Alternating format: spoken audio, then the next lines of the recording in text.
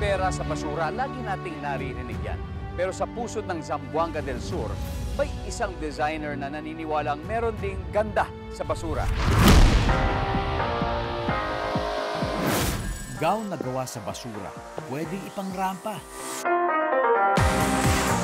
Rosalier Arapo Cagat, known as Neville RC, 36, your Eco Queen from Pagadian City, Zamboanga del Sur. Trash to class.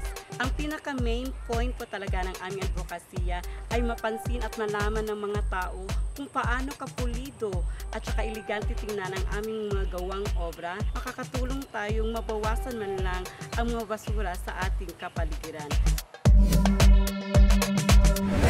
Taong 2014 pa raw nagsimula si Rosalier sa pagiging recyclable material designer. Last year, ang gown na likha ni Rosalier na irampa na sa isang regional beauty pageant. Umani pa ito ng halos 4 na milyong views sa social media. Paano nga nagiging class ang trash? Abangan. Kahit kapos sa budget, hindi hadlang para sa Filipino designer na si Rosalier Cagas na makalikha ng mga nakamamanghang gown. Nire-recycle kasi niya mga plastic bottles at balat ng chichirya para bumuo ng mga gown at costume.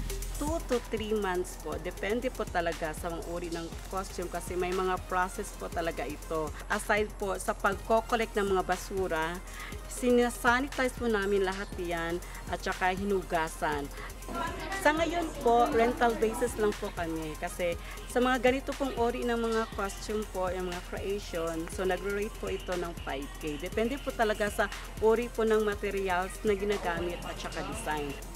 Na sana po mairampa at masuot po ng mga kilalang personalidad. Para-inspired po tayo ng mga tao na gumawa po ng ganitong klaseng obra na kahit galing po sa basura ay pwede nating pagkakakitaan.